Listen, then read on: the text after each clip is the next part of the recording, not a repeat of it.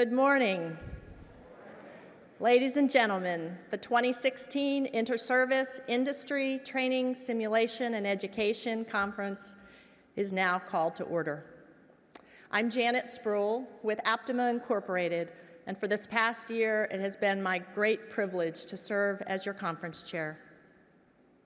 General McMurray, Mr. Serfati, General McKinley, Admiral Robb, other general and flag officers, both active and retired, distinguished guests, representatives from allied nations, exhibitors and conference attendees from government, industry, and academia. On behalf of this year's lead service, the United States Air Force, and the entire conference committee, I welcome you to the 50th anniversary of the world's largest modeling, simulation, education, and training event, ITSEC 2016.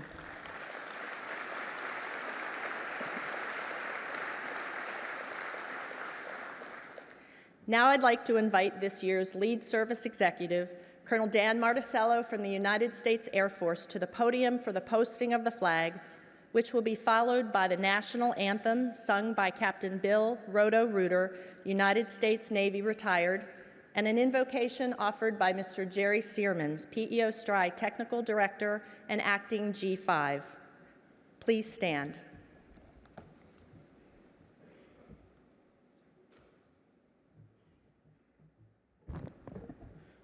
Honor Guard, present the colors.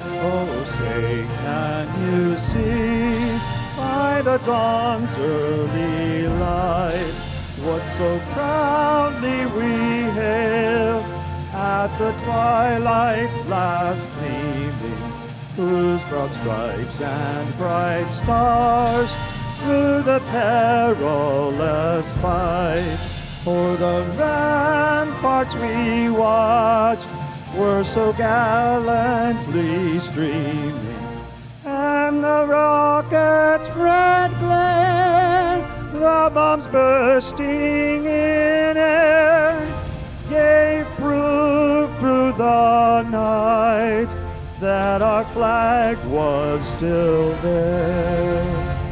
Oh, say, does that star-spangled banner yet wave o'er the land of the free and the home of the brave?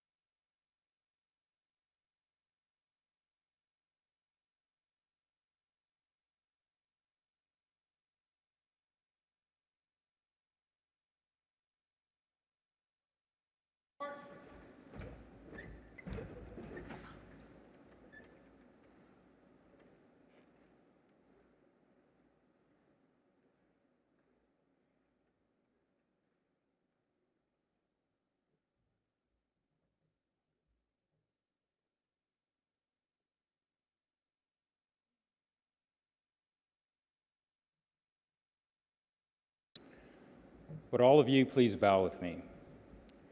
Eternal God, it is with thankful hearts that we lift our prayer to you this morning.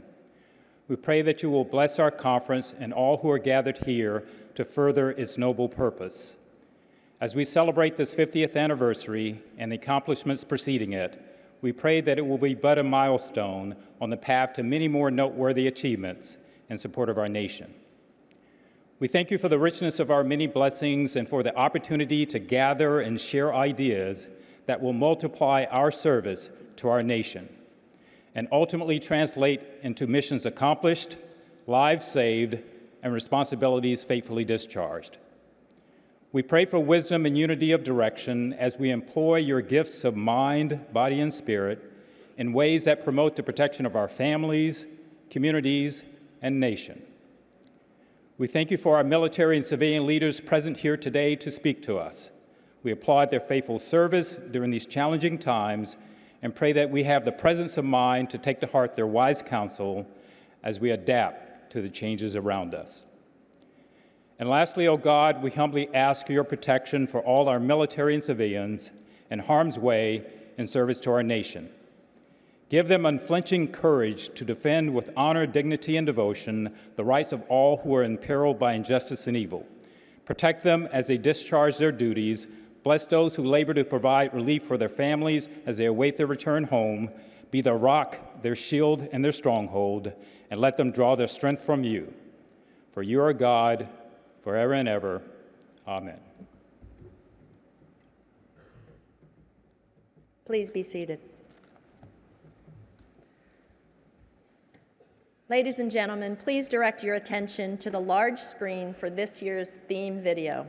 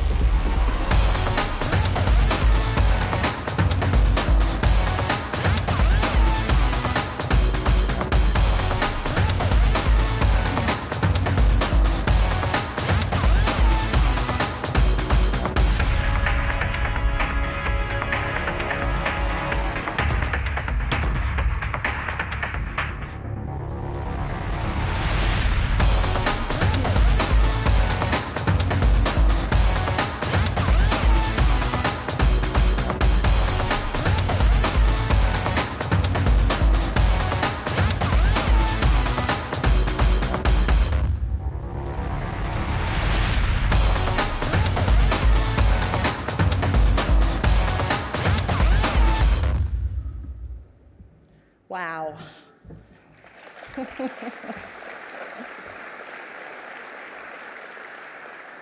You know, I've seen that video nearly a dozen times now, and I'm just as inspired by it this morning as I was the first time that I saw it.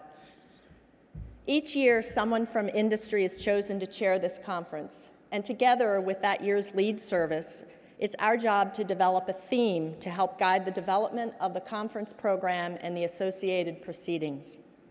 The video that you just saw perfectly illustrates this year's theme, Pushing the Training Envelope, Live, Virtual, Constructive. And it emphasizes how the integration of LVC can be used to increase the fidelity of training and the number of people trained while reducing the cost. This week provides the perfect opportunity for the best and the brightest in our industry to come together to exchange ideas on how we can continue to push the envelope in areas that include virtual and augmented reality, a next-generation synthetic training environment, human performance measurement, and integrating LVC systems in even more complex and realistic ways. While I've not served my country through military service, over my 25-year career, I've had the honor of supporting simulation and training efforts in each of the military services, the joint community, and for federal law enforcement agencies. From that experience, I believed that I truly understood the impact and the importance of the work that we all do. And then we sent our son to Afghanistan. Believe me, there is nothing like having your barely 20-year-old son deploy into harm's way that makes what we do here incredibly personal and real. I was no longer just a member of this training community, I was a deployed soldier's mom. And I was now counting on those systems to help prepare him and to keep him safe. And they did. Again and again, we hear those stories, how service members were able to prevail when what they had learned in training kicked in automatically because their prior simulation-based training had replicated over and over a Humvee rollover, a crippled aircraft, an IED explosion, or a medical trauma. This is the essence of our industry: saving lives, preparing our warfighters and first responders to excel in performing their mission, and doing the best we can to bring back those men and women, those sons and daughters, who we ask to go into harm's way. While ITSEC has a distinctly military heritage, what we do applies to a much larger audience, including healthcare, transportation, energy, and manufacturing, as you'll see represented here this week. But what sets this conference apart from others is the unique blend of high-quality, peer-reviewed papers and presentations, coupled with hands-on displays of the most relevant and cutting-edge technologies. The strength of our program is the efforts of over 300 volunteers from government, industry, and academia who have worked tirelessly all year. Under the leadership of my trusted partner and this year's program chair, Dr. Beth Biddle, this group created a program of 133 technical papers, 23 tutorials, 7 professional workshops, 19 educationally focused special events, and other special programs, including the second annual Operation Blended Warrior event that will highlight emerging LVC capabilities. Operation Blended Warrior has a 61% increase in participating organizations this year and has almost doubled the number of integrated applications. 5 continuous battle threads will run across all 5 special event time slots, so you'll want to be sure that OBW is on your must-see list of events. 2016 marks the 50th year of what began in 1966 as the Naval Training Device Conference, attended by 193 people. This year, at the 50th anniversary ITSEC Museum booth adjacent to Warfighter Corner on the exhibit floor, you can see a collection of photos and other early conference memorabilia, as well as an historic video presentation by Hank Okraski, a member of the Modeling and Simulation Hall of Fame and a presenter at that first conference in 1966. Be sure to look for these and other 50th anniversary videos and exhibits that celebrate past accomplishments. My thanks to the leadership of the conference and to the many volunteers who have made it possible. It has been an honor to serve as your conference chair. And my very special thanks to all the men and women who have served or are currently serving in the armed forces. My hope is that we can all recommit this week to working together to continue pushing the training envelope and to provide them with the very best training, simulation, and education solutions possible. It's now my privilege to recognize a few of the very special guests here with us today. I'd like to ask each one to stand briefly when their name is called, and I'd appreciate if the audience would hold your applause until they've all been introduced. The senior officers for this morning's General and Flag Officer panel will be introduced during that event. Major General Robert McMurray, Jr., Commander of the Air Force Research Laboratory, Wright-Patterson Air Force Base, Ohio, and our government keynote speaker. Mr. Danielle Serfati, Founder and Chief Executive Officer of Aptima Incorporated, and our industry keynote speaker. General Craig McKinley, United States Air Force retired, President and Chief Executive Officer of the National Defense Industrial Association. Rear Admiral James Robb, United States Navy retired, President of the National Training and Simulation Association. Brigadier General William Cole, United States Army Program Executive Officer for Simulation, Training, and Instrumentation, and the Army Principal, Ms. Tracy Jones.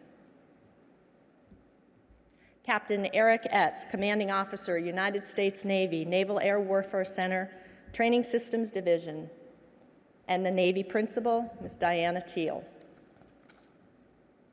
Colonel Walter Yates, United States Marine Corps, Program Manager for Training Systems, Marine Corps Systems Command, and the Marine Corps Principal, Mr. Martin Bushika. Mr. Frank DiGiovanni, Director, Force Training, Office of the Assistant Secretary of Defense for Readiness, and the OSD Principal, Dr. Say Schatz. And from our lead service, Colonel Dan Marticello, United States Air Force, Chief Simulators Division, Air Force Materiel Command, Wright-Patterson Air Force Base, Ohio, and the Air Force Principal, Mr. Tony Del Sasso. Please join me in welcoming our distinguished guests and dignitaries.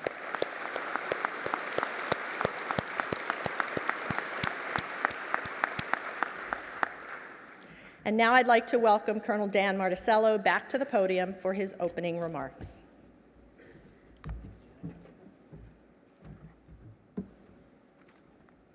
Well, good morning. It's my pleasure to lead the 50th anniversary as the lead service with Air Force, Commander-in-Chief's Trophy winner this year as well. So So the Air Force is proud to serve as the lead service during this 50th anniversary year. The Air Force as a whole, and the Air Force Materiel Command in particular, understands the importance of modeling and simulation to our nation's readiness. The commander of AFMC, General Polakowski, had hoped to attend today. However, she was called to Washington, D.C. by the Chief of Staff. Therefore, she instead took the time before her departure to record remarks for this audience. Please play the video.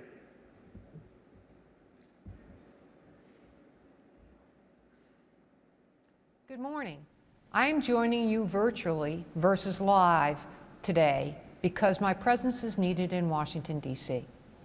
Addressing you through this medium is fitting, since this year's conference is all about linking live with virtual and constructive. Throughout our nation's history, military effectiveness has been defined by the quality of the people we put on the battlefield and their readiness to tackle the life and death challenges they face in combat. To best prepare our warfighters and make them the best that they can be, we have employed various training methods using the technology and tactics available. To this day, training is a constant of combat effectiveness for troops across all services. It is the lifeblood that assures our warfighting edge. But training must evolve step for step with the current threat to keep our most important asset, our people, combat mission ready. Yesterday's tactics, techniques, and procedures may be completely irrelevant for tomorrow's fight. We must ensure that we stay ahead of our potential adversaries. Live exercises have been the standard by which we train like we fight. However, the resources required for live training are costly, and in today's complex environment, don't offer the required density or fidelity to accurately depict modern combat. Due to test range limitations, cost of sophisticated munitions, and limited weapon system availability, we simply cannot provide the kind of rich training experience that is needed. The fact is, we are challenged to provide a single overland aerial range that is big enough to represent a current generation surface-to-air missile complex in a realistic manner.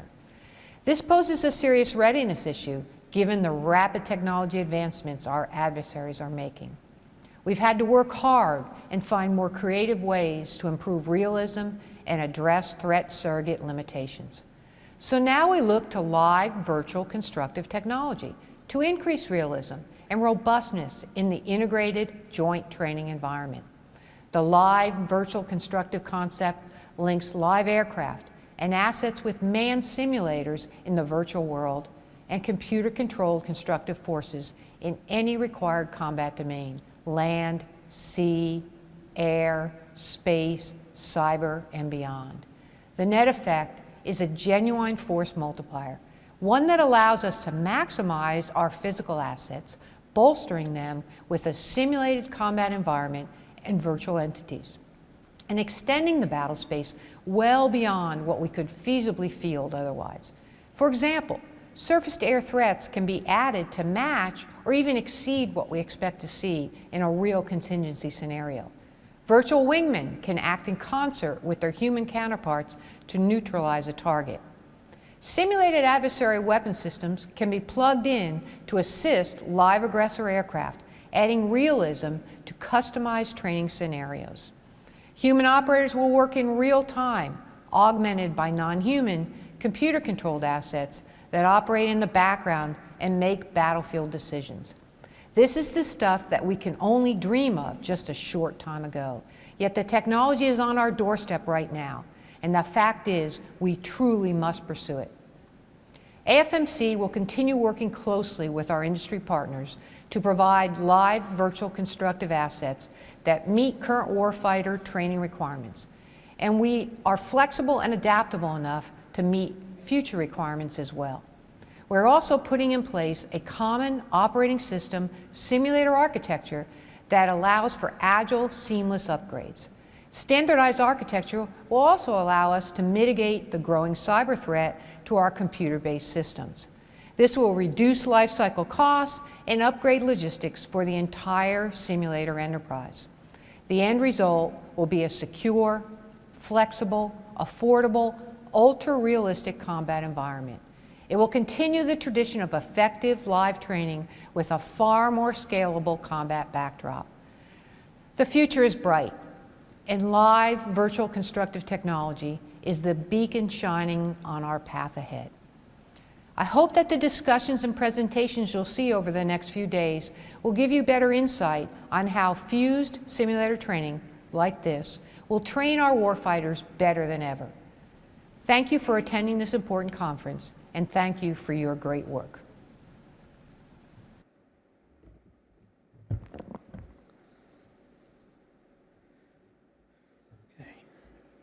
Now I am pleased to introduce this year's service keynote speaker, Major General McMurray. Major General Robert D. McMurray, Jr. is the Commander, Air Force Research Laboratory, Wright-Patterson Air Force Base, Ohio. He is responsible for managing a $2.1 billion Air Force science and technology program and an additional $2.3 billion in externally funded research and development. He is also responsible for leading a government workforce of approximately 6,000 people in the laboratory's 9 component technology directorates and the 711th Human Performance Wing. General McMurray entered the Air Force in 1984 through the University of Texas ROTC program. He has served in a variety of engineering, program management, staff, and command positions within Air Combat Command, Office of the Assistant Secretary of the Air Force for Acquisition, Air Force Materiel Command, Air Force Space Command, and the Missile Defense Agency. He commanded the 508th Aircraft Sustainment Group, Ogden Air Logistics Center, Hill Air Force Base, Utah, and the Airborne Laser Systems Program Office, Aeronautical Systems Center, Kirtland Air Force Base, New Mexico. He was the Director, Iraq Security Assistance Mission in Baghdad, Iraq. He He also served as the Space Programs Director for the Office of the Assistant Secretary of the Air Force for Acquisition, Washington, D.C. His most recent assignment was Deputy Program Executive Officer for Space and Vice Commander, Space and Missile Systems Center, Los Angeles Air Force Base, California. It has been recently announced that Major General McMurray has been nominated for his 3rd star with a follow-on assignment as Commander of the Air Force Life Cycle Management Center, Air Force Materiel Command. My pleasure to introduce General McMurray.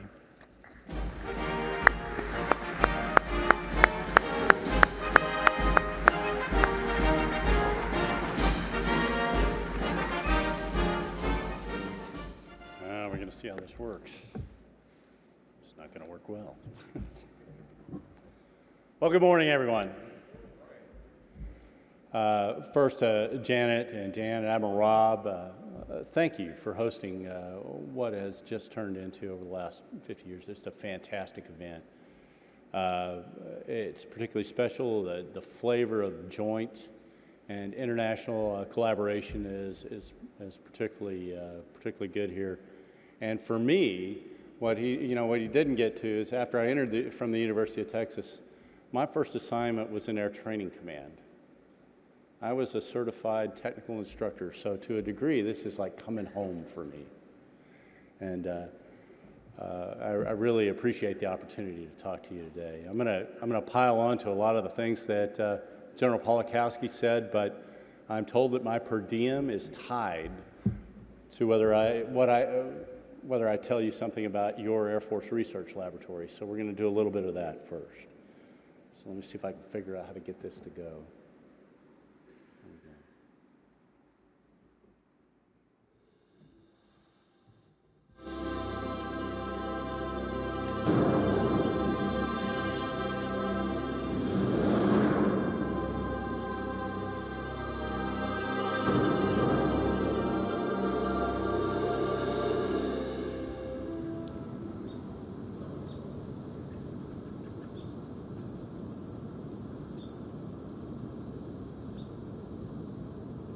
This ordinary athletic field was once the cradle of U.S. Army aviation research. Following the pioneering footsteps of the Wright brothers, the United States Army established McCook Field in Dayton, Ohio, as home to its Aircraft Engineering Division. This research division would ultimately become the Air Force Research Laboratory. Countless tests of materials, engines, airframes, munitions, and instruments were conducted here. And from 1918 to the mid-1920s, over 2,400 technical reports were created from the research directed by the engineers at McCook. Less than a decade after breaking ground, the McCook facilities were disassembled and moved to Wright Field, the modern-day location of the Air Force Research Laboratory headquarters and 4 of its technology directorates. AFRL traces its roots to the visions of early pioneers who understood that research is the key to air supremacy.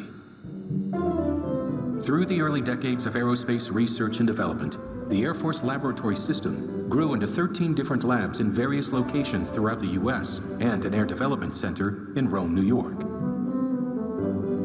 In 1990, the Air Force consolidated the existing labs into 4 super labs: Wright, Phillips, Rome, and Armstrong.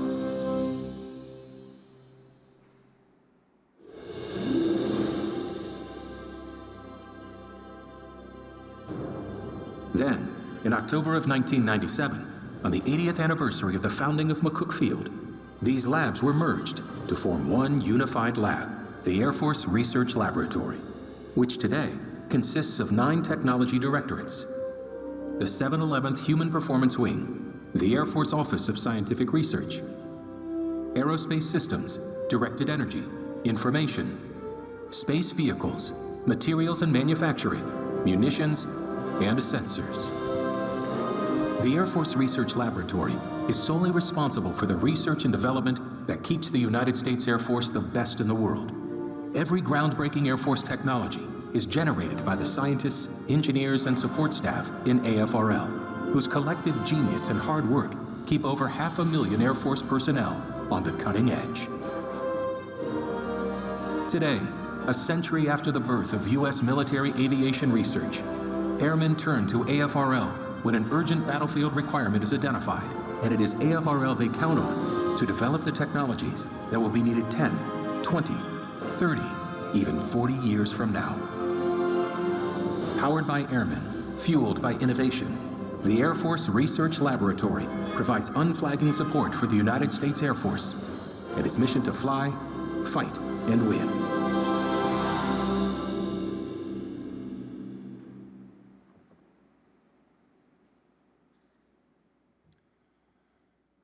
Your Air Force Research Lab's a global organization. We've got assets ranging from telescopes at Maui, people working at wind tunnels in Tennessee, about 80% civilian, executing about $5 billion of budget every year.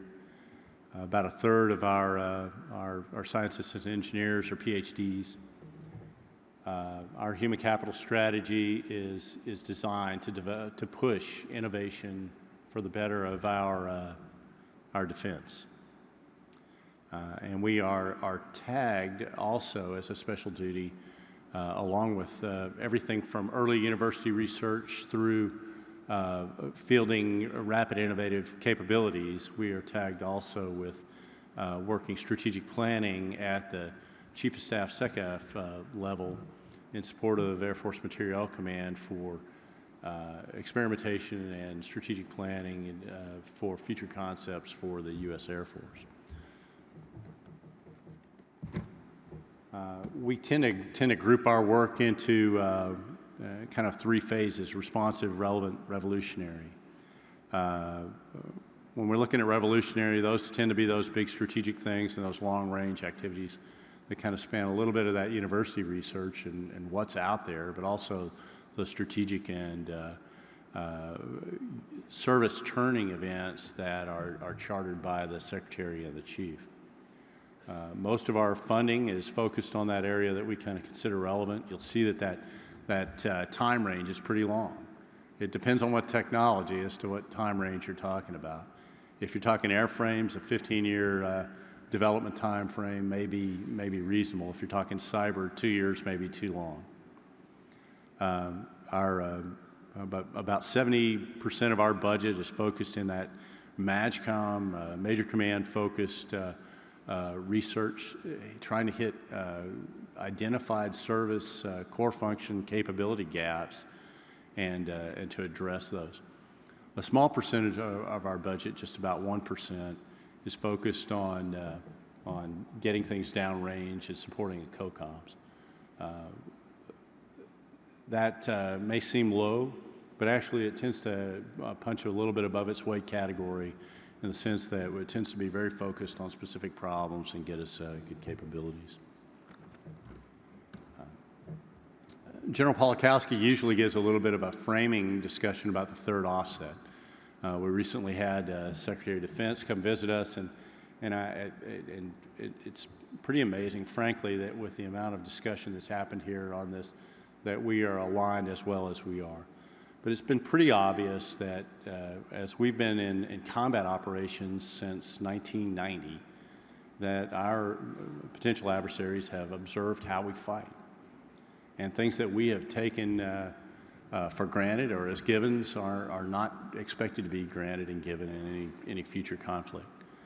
The importance of our basing and our carriers has been noted, and the essential nature of the capabilities delivered from our space assets has as well. We expect all of those to be contested. Expect them to try and deny the bases, push back the carriers, and contest the space systems, and at the same time present a highly advanced integrated air defense system that will challenge any attempt to get into their airspace. Air Force Research Lab is really focused on bringing technology to solve those problems. These are some of the enabling future capabilities that you're seeing, many of which we're following. I mean, additive manufacturing is something that AFRL is heavily focused on for all of the possible solutions that it brings to the Department of Defense. But to say that we are the lead in that is kind of difficult when you see the amount of investment in commercial ventures that are taken on. What we really are trying to understand, though, is how do we capture the variability within those processes and assure that we're able to apply those kind of capabilities and technologies for reliable, capable systems that our deployed members can depend upon. When you look at nanoenergetics, I find that as a particularly fascinating one. What you're looking at in that picture is 100 micron level energetics for munitions. It turns out if you can engineer at that kind of level the energetics, you can actually make them part of the casing. You can change the size of the munition, change the way that you're going to deploy it, and its capabilities inherently. But all of these are kind of for naught if what we have is, if we don't have the ability to deploy the systems and put them in place with credible readiness. And from our perspective, live virtual constructive is absolutely essential to making that happen. We've learned over the past that our training systems are not up to the task that we have, and as General Polakowski pointed out, the cost of bringing live training environments and exercise environments to the level of fidelity that we really need to simulate what we would expect to be a conflict environment is probably cost prohibitive, and at the same time may be things that may show things that we really don't want to show. What we've learned in the past is that some of our new systems are a little bit smarter than we kind of had experienced in the past. We've had trouble, trying to simulate and stimulate F-35 aircraft with simulators. That the aircraft system, the weapon system itself, is smart enough to know that that's not a real threat. I don't have to deal with that. It kind of degrades your training environment when you don't have that. We have found that our range environments have challenges in dealing with those systems as well. So going back to 05, when we basically got a Corona tasking saying bring live virtual constructive on, bring it on big and make it real. From my perspective as a lab commander and as an acquirer, I think that we're just kind of starting to see what live virtual constructive is really going to do for us. That in reality, it's actually linked with digital thread and digital twin capabilities, and that what we're going to understand with live virtual constructive is going to be kind of, the phrase I've used, kind of colloquialism, is soup to nuts. You're going to see this kind of capability starting at the beginning in planning and design and how we're going to build systems, and you're going to see it all the way through fielding, tactics, training, and tactics, techniques, and procedures development, all the way through, through operational test. I think this system is going to be critical in terms of how we develop, how we procure, how we test, how we deploy, how we train, and how we sustain systems. Can I push the button? Apparently not. So what's the goal? The goal is to take that complex environment, kind of cartooned out here, and figure out how to bring it to life. We want to put our operators and our systems in the most realistic operational environment that they can experience. In the past, that's been red flag. It's been embedded training systems. But what it's going to be now is much more than that. We're going to start doing that on Gen 4 systems, but the goal is to bring it to the F-35 in the mid-20s. And I think that's going to be essential to its success.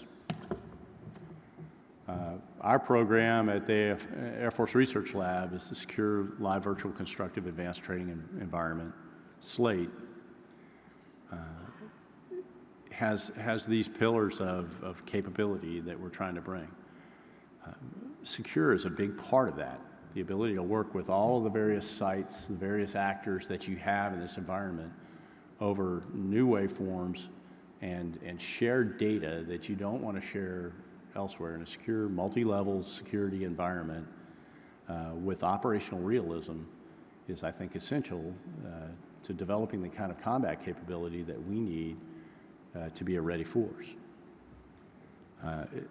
You're going to see a demonstration of some of the Slate capabilities as you get down onto the vendor floor here. I'll talk a little bit more about that later. We've got a long way to go to bring this to the kind of level of fidelity that we want. And I think that what you'll see as you understand more about it is that we've made great strides already.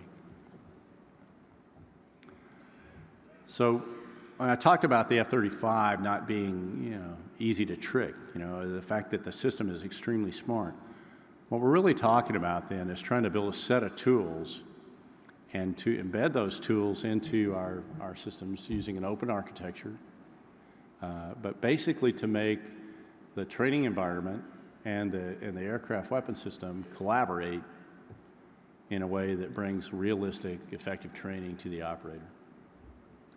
Now, the Slate ATD, like I said, is targeted at F-15E and F-18E, but it is open source, and we believe that open source is critical to allowing the innovation, the rapid update, and the cost-wise method of bringing these capabilities forward as our assessment of the threat changes. And live virtual constructive is not, while we're focused on platforms, it's actually, it's certainly not the only area, and probably some of my best effects from the Air Force Research Lab has been with JTAC and pararescue training environments that we've done with live virtual constructive. In fact, we're sending folks through en route to theater now, because what you find is that that you can do all the field training you want, but it's going to take you an awful lot longer to get through the scenarios and to understand the complexity of the environment and the challenges that operator faces in communicating and in bringing solutions to problems. When you can do it in just a couple of days or a few days in an LVC environment, it has been a success. But the key is to bring all these elements listed on this screen together and do that in that realistic way. And then to bring those as kind of a sense of applications to put onto to the platforms themselves. As we bring those into the platform, what you now have is the ability to get that platform's collaboration to provide that realistic capability, and then you've got the ability to execute work where you cannot distinguish live from constructive from virtual, and you get that fidelity that you want. The key, but from our perspective, the absolute necessity is doing that through an open approach and putting it into the platforms in that modular method so that you can go forward. The F-35 System Integration Lab has been proposed. We're expecting an IOC mid-20s, and we're going to conduct multi-domain activities. Now, that's, as you know, that is one of our Chief of Staff's top 3 priorities. Is multi-domain operations and multi-domain command and control.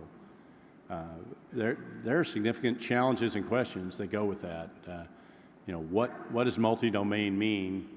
It depends on where you sit. If you sit in a KOC, it means one thing. You sit in an F-35, it means something else.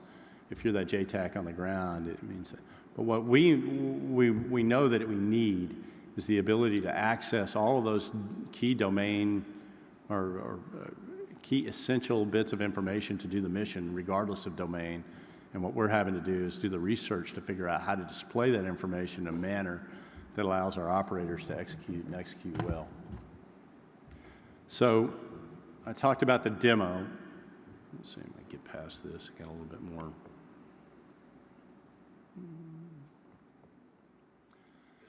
So last year we demonstrated low cost, kind of game-based approach for LVC here. This year, we've got a little bit more. We've got a large-scale LVC event that highlights non-governmental organization, escort, some combat air or close air support, and recce. We're going to have a virtual ASOC, C4ISR, a JTAC, unmanned aerial platforms, F-16 players. We're going to have live participants from the Indiana International Guard and virtual participants from Sweden, and on-site industry partners with virtual F-16s. I think you will find that this display gives you a sense of how fast this is moving. You know, we've moved this in 1 year from kind of a game-based implementation to now something that's truly an international demo showing live, virtual, and constructive components. I think you'll see that that progress is rapid. From the perspective of the Air Force Research Lab, though, I understand that we don't really solve problems. That's not really true. I guess the Air Force Research Lab solves problems because I've got experts that do it. But the tendency within our Department of Defense is that we realize that any solutions that we bring are highly leveraged with industry. And so what we're looking for is innovation with you. And so what I would encourage you to do, if you're looking on how to work well with your Air Force Research Laboratory, is to check out the Defense Innovation Marketplace. LVC capabilities we're going to advance pretty rapidly. We're going to be in this in a big way. If you're a small business, Bill Harrison is from my perspective, the best small business rep I've ever seen. 40% of our work, over 40% of it goes to small businesses, and we are if you're a big, we're pros at figuring out how to help you work with the smalls as well. The innovation of your Air Force Research Lab is going to advance these capabilities to a level that I think you have envisioned for a long time. I look forward to getting a chance to talk with some of you, and I hope you'll check out our demo as we go forward. Thanks.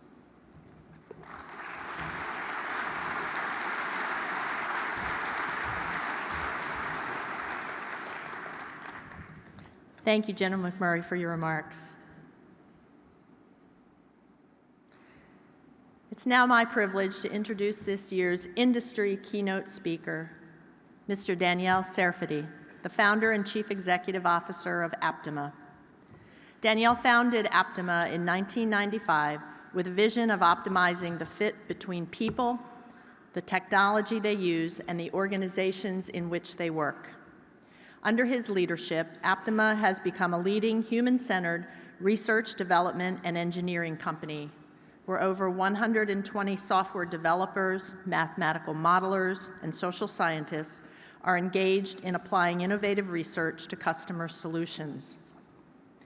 In addition to being Aptima's admired CEO, Danielle is also an accomplished researcher in the fields of human decision-making, team and distributed work processes, command and control, and human-machine interfaces. His doctoral work at the University of Connecticut pioneered a systematic approach to the analysis of distributed team decision-making. He is the recipient of the University of Connecticut Distinguished Service Award and has been inducted in its Engineering Hall of Fame. Please welcome Mr. Daniel Serfati.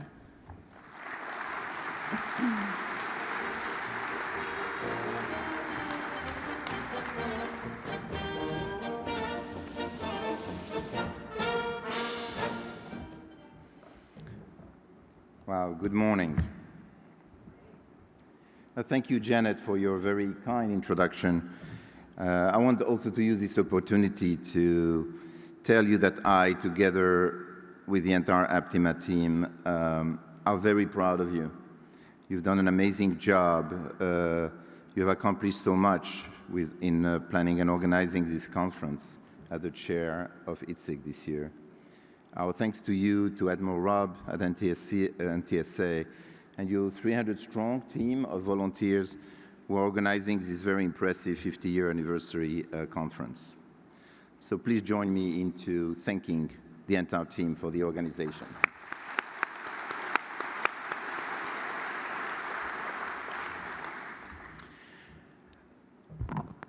I am deeply honored and frankly a bit overwhelmed to be your industry keynote speaker this year. My Aptima team has been enjoying its participation at ITSEC for the past 10 years as an active participant in Operation Blended Warrior last year and this year. But this year I have the other privilege to share with you some thoughts about pushing the training envelope using live, virtual, and constructive. General Polikovsky and General McMurray had both hard acts to follow, and I will try to add a little bit of color to their comments. I agree with everything they say, and I can stop my speech right now, and you'll be thankful for it. My favorite word in the English language is imagine. And if anything, LVC has been an extraordinary stimulation for our collective imagination and should continue to be. Let me start with a story. About 20 plus years ago, I was tasked by the Office of Naval Research and NOC TSD here to conduct research on finding new ways, new innovative ways to train tactical teams in a combat information center environment, the CIC environment, to make decisions under stress. So I was privileged to work with a senior mentor, retired Admiral Fox Johnson, who taught me everything I know about the US Navy. I knew very little at the time about the domain, but here I was as a young researcher with my mathematical models that were absolutely correct, with my team simulation that were totally immersive with high fidelity, and so I believed, and trying to understand to help Navy officers make decisions. So I went with Fox Johnson, with Admiral Fox Johnson, and he told me, you know, I understand you have all these models, but let me tell you one thing. When I go into a CIC,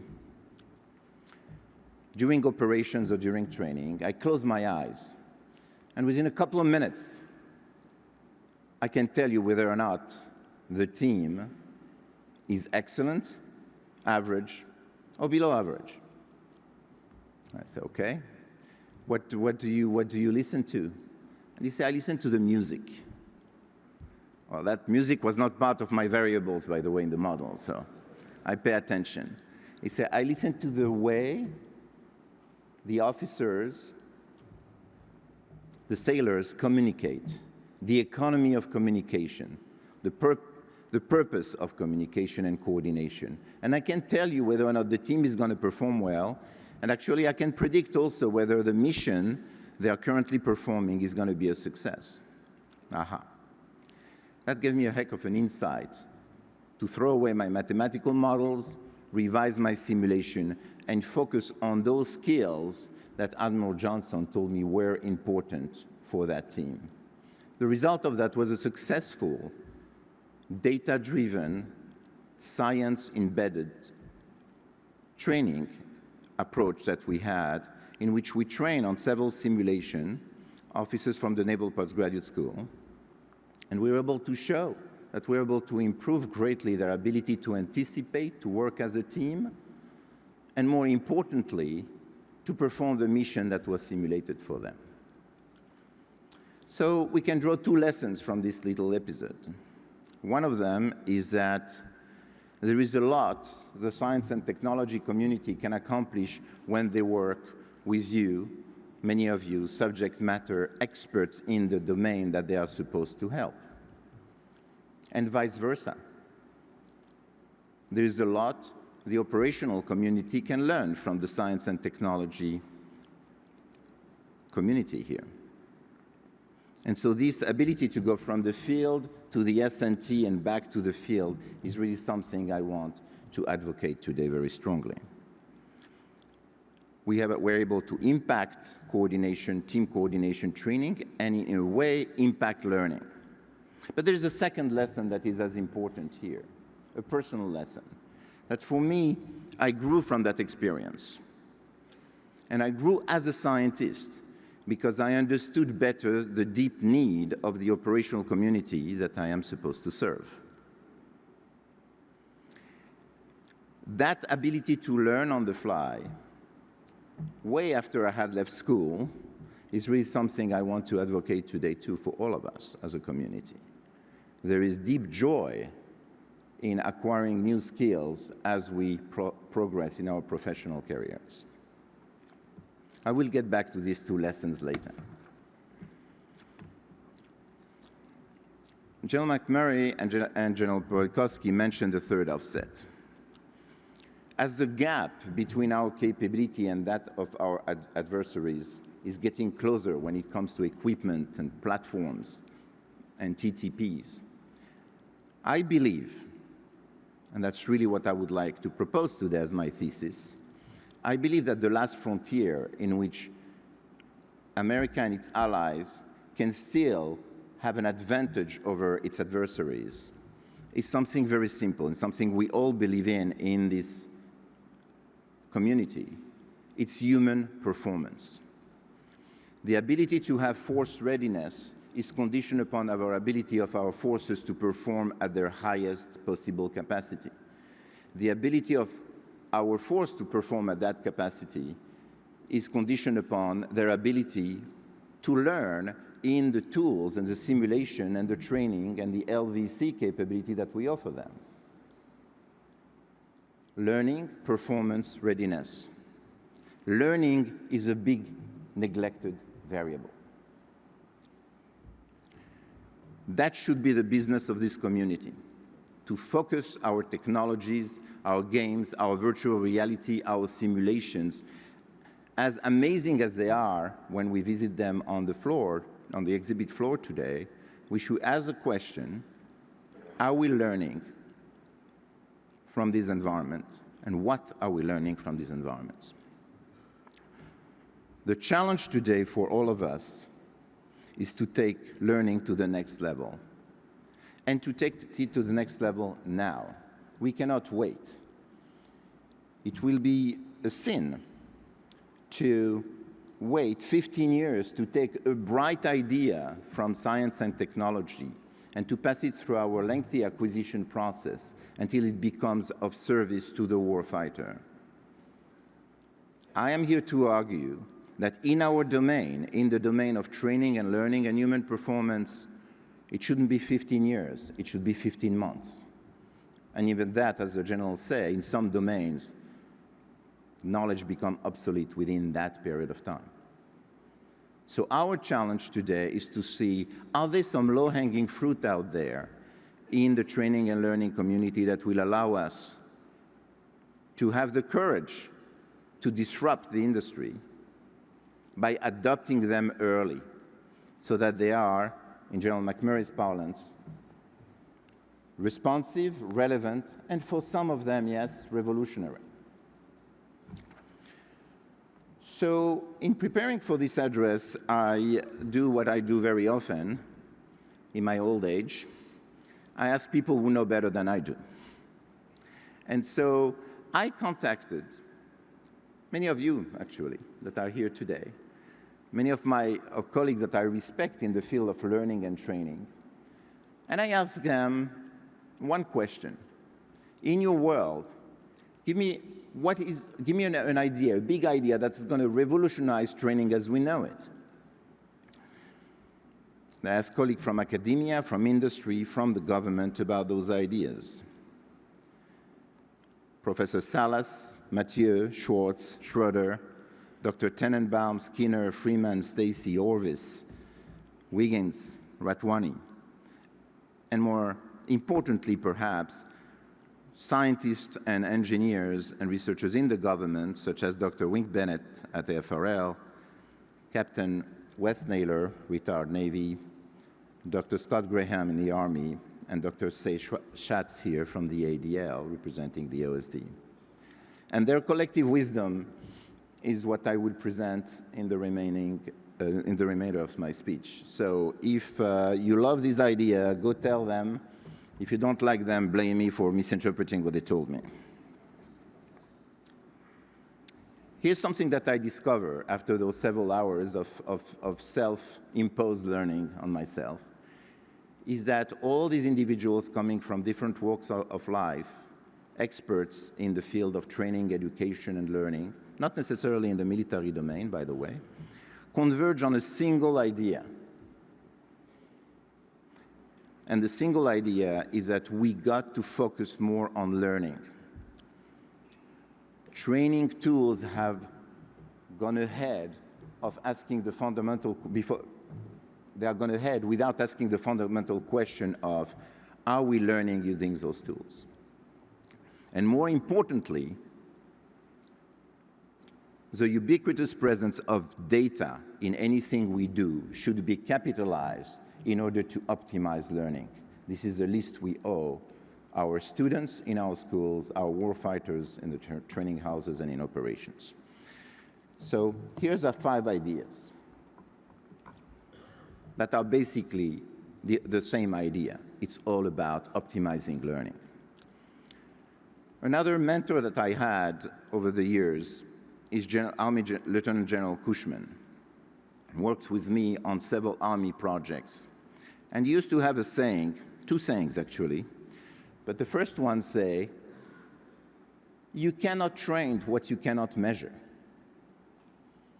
Because if you cannot measure it, how do you know that your trainee has been trained? The fact that they like the experience is nice, but it's not an indication that they have acquired a new competency or they have improved on the competency, the skill, the knowledge, the ability that they have. This statement, you cannot train what you cannot measure, is as simple as it is profound. What do we train? What should we measure in order to train better? Well, we should measure what matters to the particular domain. And there are some efforts across the DoD, in particular, again, at the Air Force Research Lab, under the direction of Dr. Bennett, who has proceeded into developing what he called the MEX, the Mission Essential Competencies, which is an audit of everything, of all specialties at the Air Force, whether you're a fighter pilot, a cyber operator, or a maintenance worker, and trying to understand what are the deep competencies that you need in order to accomplish your mission, in order to accomplish the mission. But you don't need to have necessarily those deep inventories that are based on performance science. You can also ask the same way I asked Admiral Johnson, and you will know what is it that you have to train in order to go from what you estimate to what you need to go. But in order to do that, you need also to know where you are. And that's another level of measurements. How do we measure? Well, we can measure performance today in a very ubiquitous fashion, with sensors that are embedded, instrumenting the learner, with sensors that are embedded not only at the individual level, but at the unit level, in which we can actually track the way people interact. We can capture performance, behavior at the individual or at the team or at the unit level. We can capture cognition, decision-making, even emotion. And it is basically all these data coming together that form an estimate of the state of the learner, so that I know where I start and I know where I want to go. And the learning technology or the learning path will take me from there to there. But at least I have a quantitative assessment of doing that. But all this data doesn't mean, collecting all the data doesn't mean that we have knowledge necessarily about the skill of the operators. For that, we need big data, we need machine learning, and we need learning science. We need to understand how people learn and acquire those skills in order to be able to measure our progress along the path of learning. It is this community's responsibility to capture the richness of human data, understand it, make sense of it, and provide it as feedback to our learner and to our trainer so that we can do a better job at it. Measure and measure relentlessly. That's basically what we learned from here. The training, the improvement in performance can increase by orders of magnitude. There are two implications for measuring. all that. One of them is that I can measure the acquired performance. And for that, actually, I know whether or not my intervention works. Isn't that what we want to know at the end of the day? That this amazing augmented virtual reality, augmented reality or virtual reality actually works? That would be wonderful if we can. Well, we can. This is a low-hanging fruit that this community needs to embrace and adapt. We can measure human performance, we should measure human performance, we can make sense out of it, and as such improve the learning experience of our warfighters. But the second use of data is more local. What if I can track how a learner progresses in real time so that I can adapt and personalize my training, the 2 hours that that person has decided to give me so I can train him or her, to maximize the experience for that person. Personalization of training.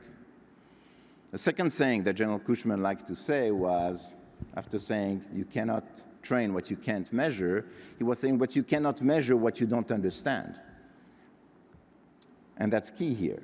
In order to understand the path of learning, we need to be able to measure and adapt. Imagine a world in which a system could process all these data in real time that are coming, that are telling me the state of the mission, the state of the person, fuse that using advanced analytics, and be able to diagnose those skills and knowledge that that person has, but also the one for which there is still a gap to be filled. So that when I train that person, I train just what is needed, and I do not train what is not needed. Because very often when we train in a linear, conformist fashion, because we pile on so much thing on the trainee throws the baby with the bathwater.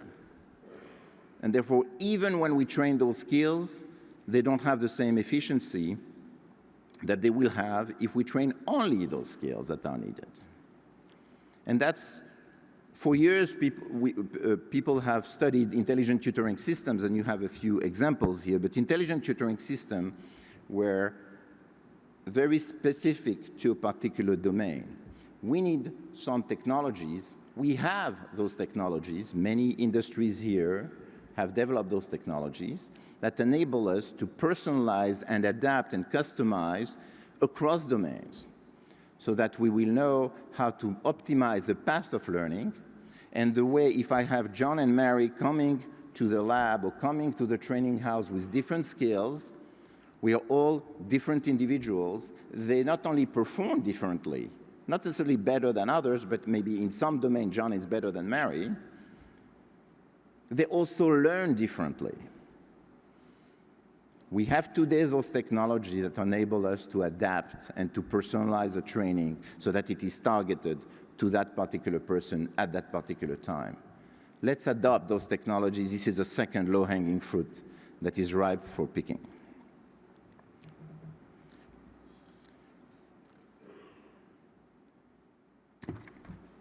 What do we do with all this data? Well, the third application of the use of data is actually a little more far-fetched, but it's not. We also have the technologies for it. And when I say we, I'm saying all of us. A few years ago, DARPA created a program for training superiority. Maybe some of you were participants in it, called DAR Wars.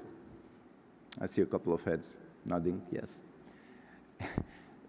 Like only DARPA can do, the tagline for that was actually pretty funny or tragic. And it was saying, DAR Wars because we don't have enough wars. Okay.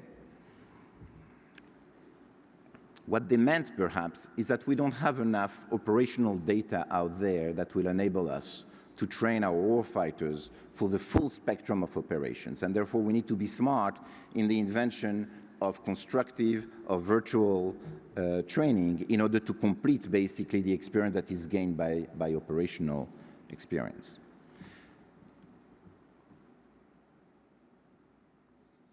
But today, imagine a world in which we could use those operational data.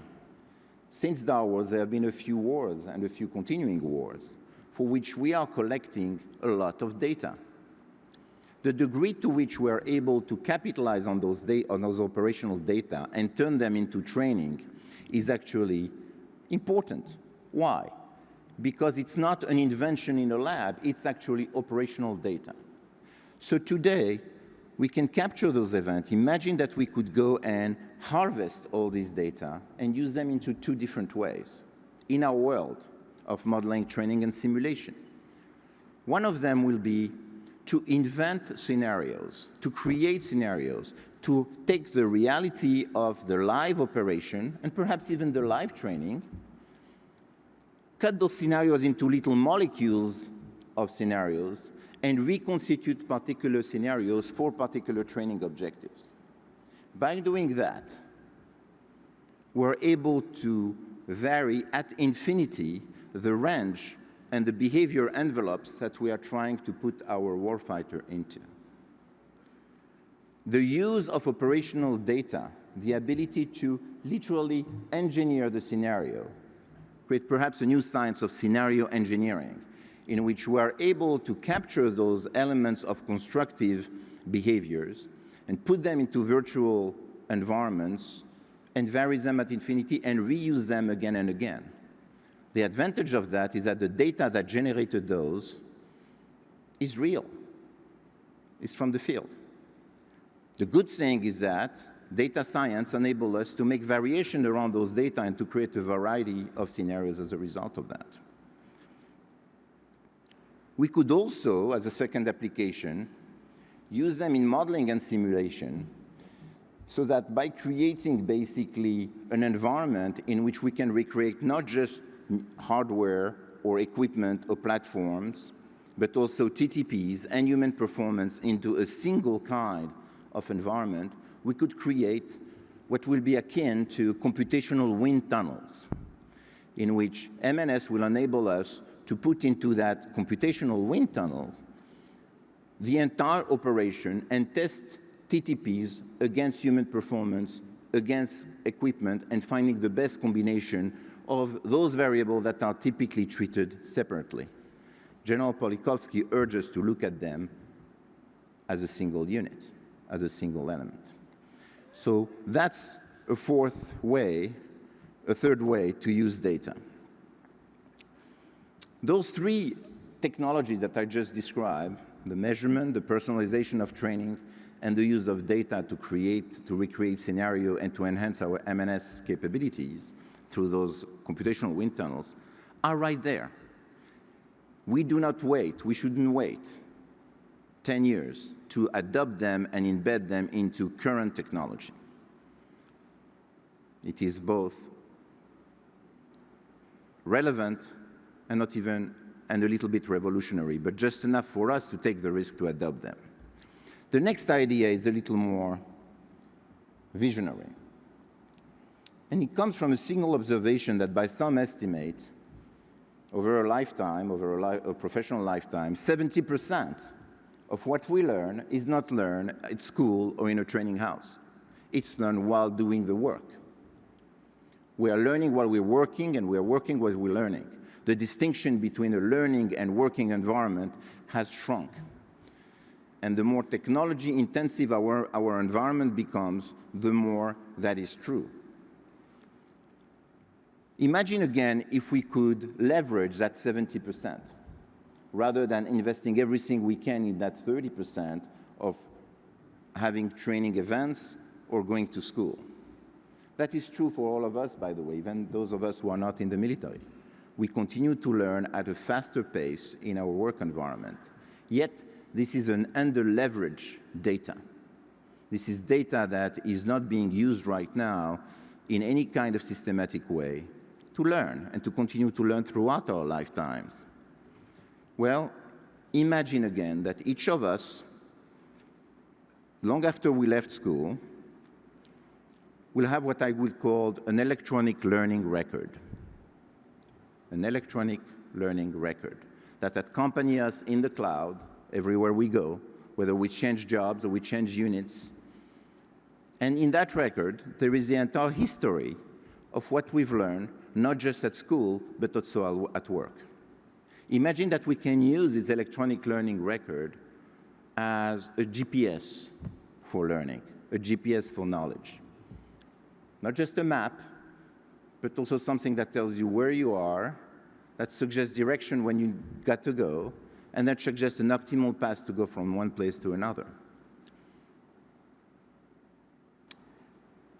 Is that too far-fetched? Maybe not. Maybe we have today we are living in our work, on our workstation, in everything we touch, we are living a behavior signature that is very heavy and rich and ripe for exploitation, but exploitation in a good sense, in a good way, to help us continue to learn as we work, as we fight.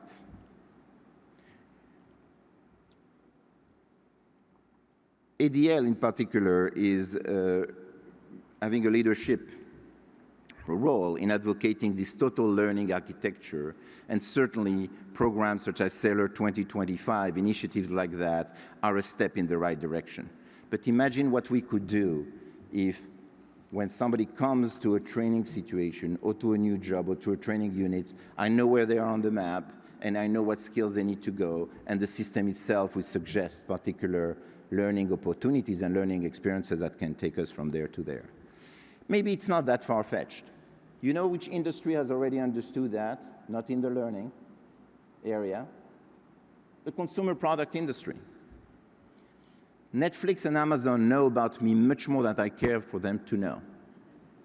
And they can predict not only what I've done, they can explain what I've done, but they can also predict what I'm going to want tomorrow, using the same techniques that we have at our disposal, that we should use for a better purpose, perhaps, to predict, basically, learning paths. Why not us? The possibilities here are endless. Learning is not an event anymore. Learning is a lifetime pursuit. Okay, I owe you a really revolutionary concept here, because everything I said so far, I will urge you to adopt it and to adopt it today. Maybe the last one tomorrow, but not beyond that. But here's one to think about between now and the next ITSEC, and see how many of us have adapted it. And it has to do with human machine learning. A key tenet of the third offset is the advent of artificial intelligence, AI. In order to improve human-machine, soldier weapon, soldier robot, replace whatever you want on those two terms, but symbiosis or teaming. Notice that nobody talks anymore about human-machine interaction. Right now, people are talking about fusion of intelligence, of natural and artificial intelligence. Well, while it can be a pretty scary prospect for most of us, the addition of AI into the third offset puts an even more extreme emphasis on the human dimension component of it. Imagine a future in which a soldier goes with its different devices, whether it's a robot that's going to help him on the battlefield, or a drone, an intelligent drone, or a software agent, maybe Siri's granddaughter,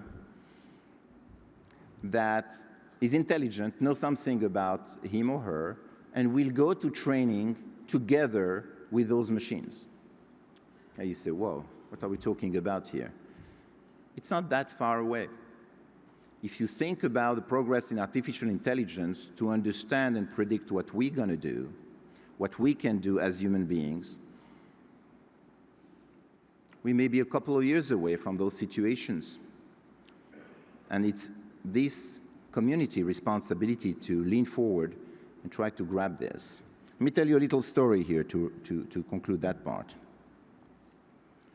It's a story about what's going on in Professor Shah's lab at MIT. She took a task, she invented a task, and asked a human being to do that task. It had to do with scheduling different things. And then had the robot observe the human do that.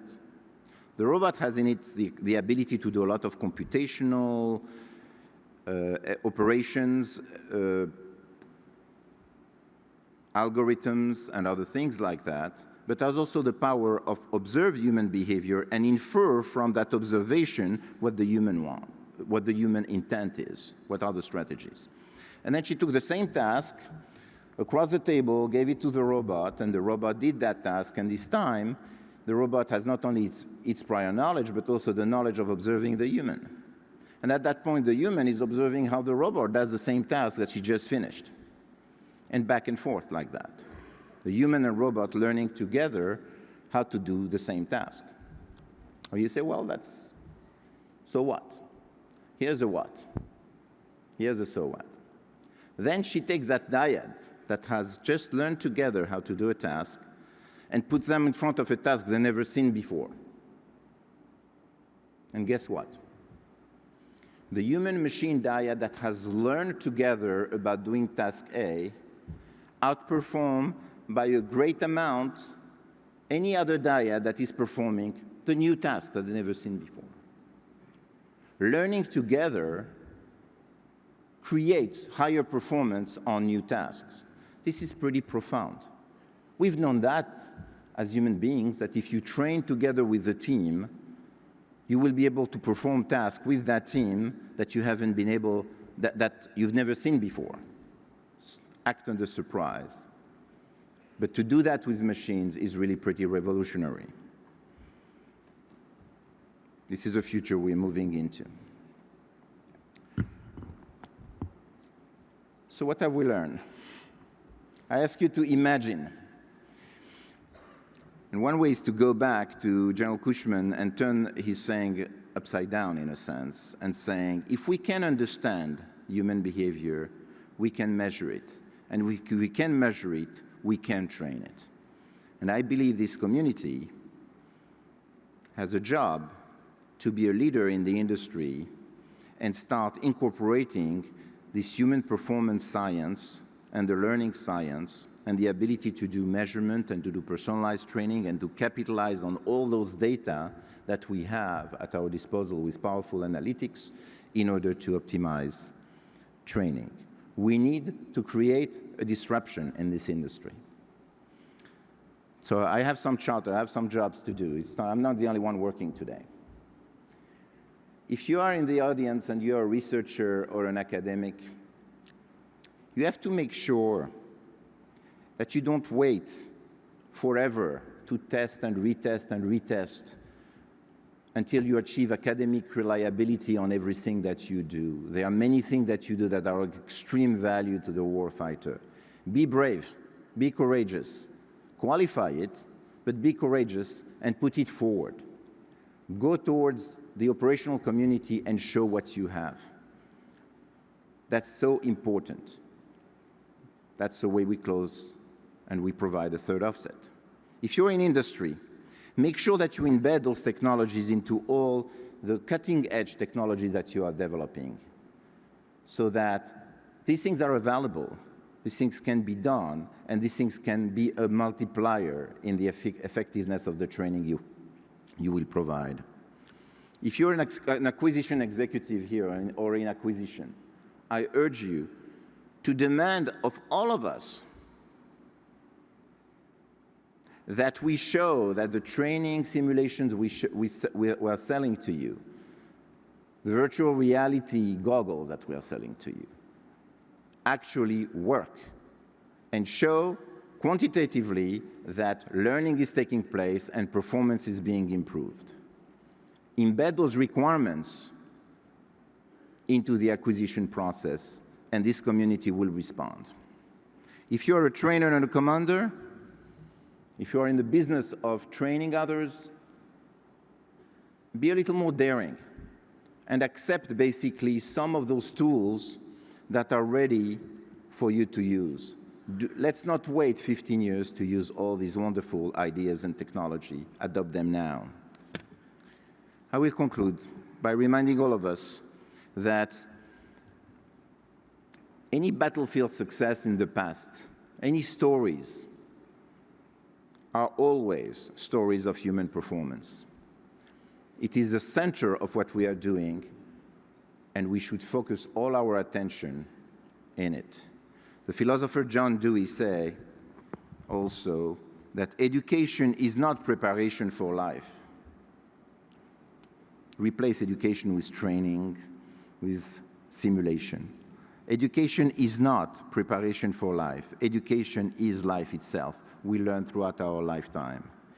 And I believe the best way to push the training envelope, as is indicated in this logo over there, is to stuff it, to stuff the envelope with rich, meaningful learning content. Believe me, if there is enough stuffing, that envelope will naturally expand. We all have a job to do, and we can do it together. Thank you.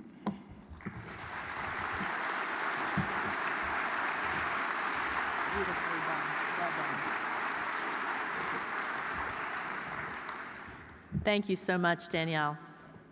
And finally, I'd like to invite Rear Admiral Jim Robb, President of the National Training and Simulation Association, to the stage for his remarks. Please enjoy the conference.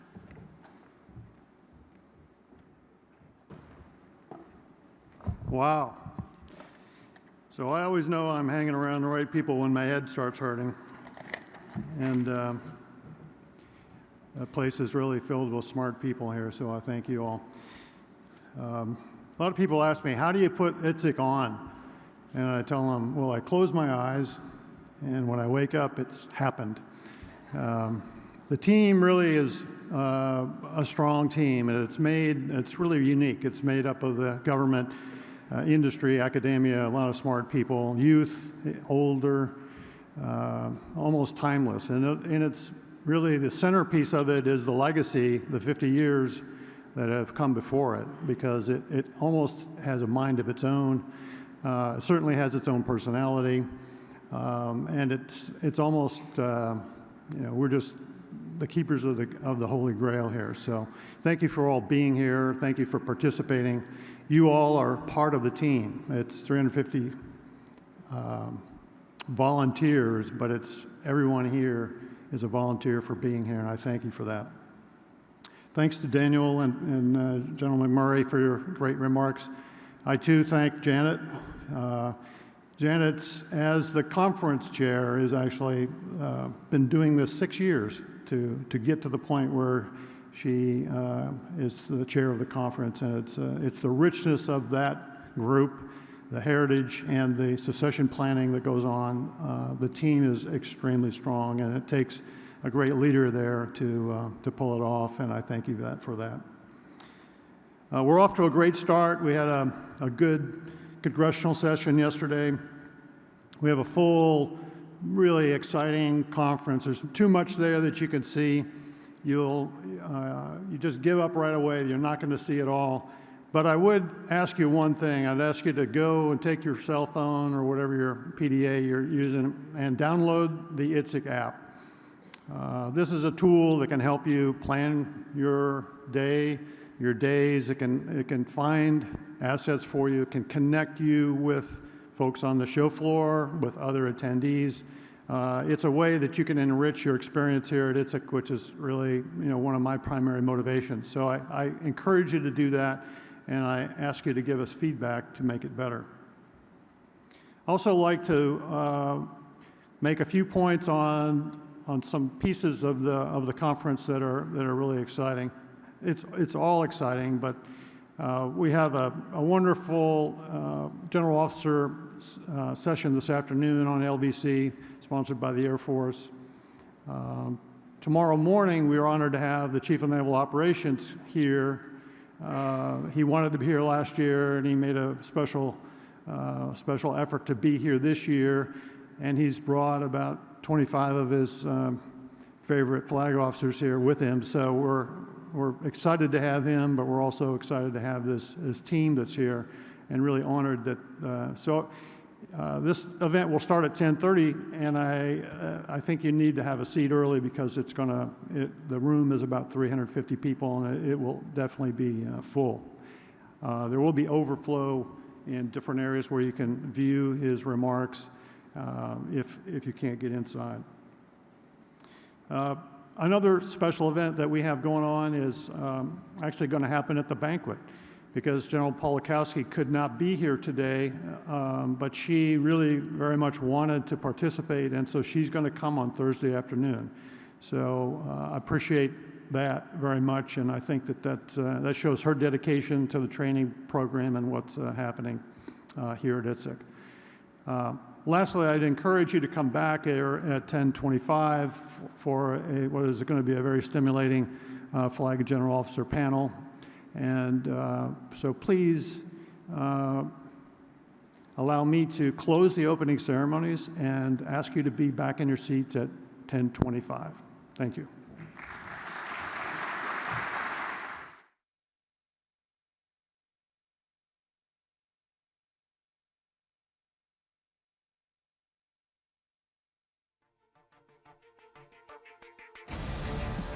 ITSEC is the premier professional development event in the modeling and simulation community. ITSEC is essentially to present the state of the art of where we are now with modeling and simulation and explore where it's going.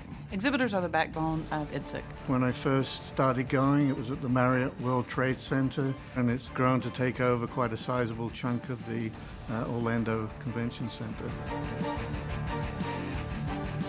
The who's who of the industry is at ITSEC.